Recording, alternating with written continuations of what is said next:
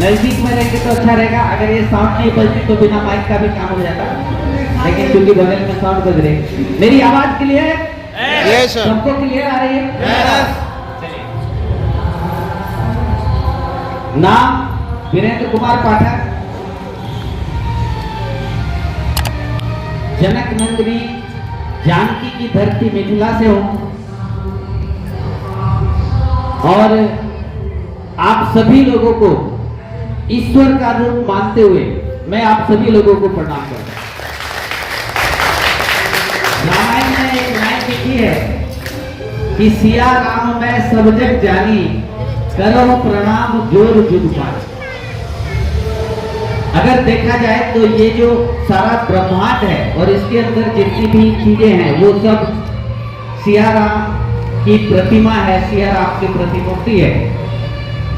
इसलिए हमें इस भाव के साथ में किसी से भी जब हम मिलते हैं तो इस भाव के साथ में मिलते हैं। आज आप सभी लोग आरसीएम को जानने के लिए आए और भगवान जब भी कुछ करने का मौका दे तो हमें करना चाहिए कि नहीं? Yes sir.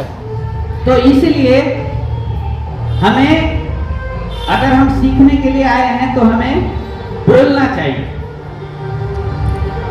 कई बार हम लोग यहाँ पे जब भी कुछ लीडर बोलते हैं और उसी शब्द को दोहराने का मौका मिले तो जल्दी से दोहराना चाहिए, क्योंकि जब आप उस शब्द को दोहराएंगे तभी आप उस लीडर पे जो जिस मुकाम पे है उस मुकाम तक आप पहुंच पाएंगे। जिस बिजनेस की आज हम लोग चर्चा करने आए हैं, ये जो आरसीएम बिजनेस है, उसकी चर्चा शुरू करने से पहले मैं थोड़ी सी अपने बारे में आपको बताऊंगा। अपने बारे में क्यों बताऊंगा? क्योंकि ऐसा मुझे भी लगता था कि इस दुनिया में मैं बहुत कमजोर हूं। ऐसा मुझे भी लगता था इस बिजनेस में आने से पहले।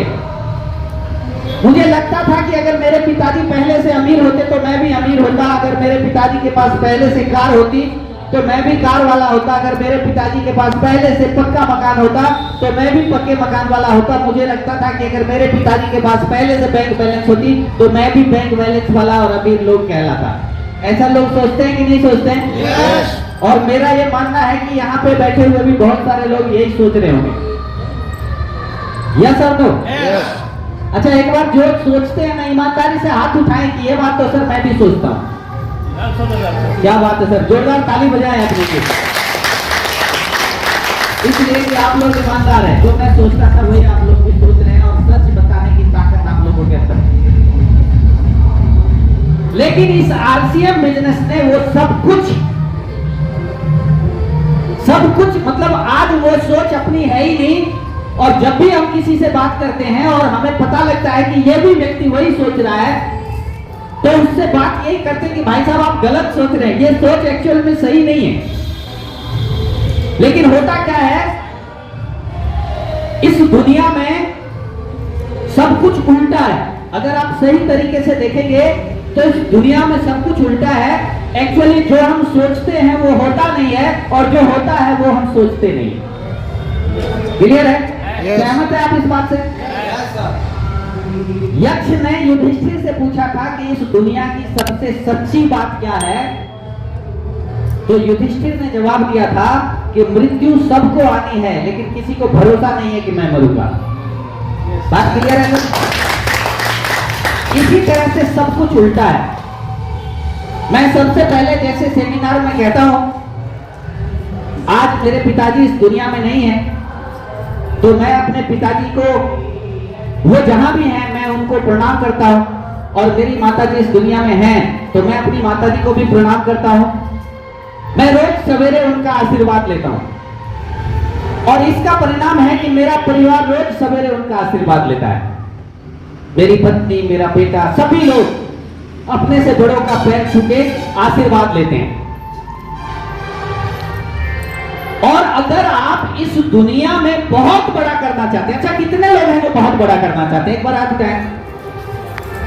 पूरा उठाएंगे तो पता चलेगा कि आप बहुत बड़ा करना चाहते हैं, नहीं तो पता चलेगा कि क्या बात है। 100%। एक बार जोरदार ताली बजाएं आपने।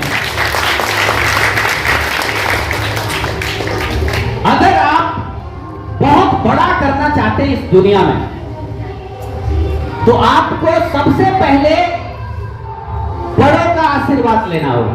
Yes sir no? मानते हैं ऐसा आप लोग? आप देखते होंगे जब भी कोई शादी होती है या जब भी कोई कार्यक्रम हम लोग करते हैं तो सभी लोग उस कार्यक्रम की चर्चा करना शुरू कर देते हैं। ऐसा है कि नहीं है? एक माहौल बना देते हैं, जिससे भी बातें होती है, जो भी कहता है सर कैसे, हाँ सर ठीक हूँ सर, वो बेटी की शादी है ना उसमें थोड़ा सा व्यस्त हूँ। जिससे पूछिए, उनके रिश्तेदारों से पूछिए, उनके रिश्तेदार भी बोलने लगते हैं, कह रहे मेरे सारू है ना उनकी बेटी की शादी है, मैं भी थोड़ा सा व्यस्त हूँ। मतलब जिसको कोई काम नहीं है ना वो भी व्यस्त हो जाता है उस चर्चा को लेकर और उन बातों को लेकर। Yes sir no? और आपको बड़ा आदमी बनना है, इसके लिए कितने लोग व्यस्त हैं? नहीं, आपको हाथ नहीं उठाना है। आपको बड़ा आदमी बनना है कि नहीं? इसके लिए आपने किसी से बोला कि मुझे बड़ा आदमी बनना है? नहीं। और कोई कहता है कि आप बड़ा आदमी बने? लेकिन आज मैं आप लोगों से निवेदन करता हूं, मेरी माता बहनों से भी निवेदन करता हूं कि आप जब भी सुबह उठें तो अपने सास ससुर को, क्योंकि आपके माता पिता तो नजदीक में होंगे नहीं, तो अपने सास ससुर का पैर छू के जरूर आशीर्वाद लें, अपने पति का पैर छू के आशीर्वाद लें।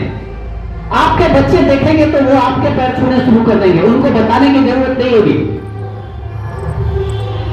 और आप लोग अपने माँ बाप का पैर छू के आशीर्वाद सवेरे सवेरे ले सकते हैं क्या? कितने लोग ले सकते हैं? एक बार हाथ उठाएंगे।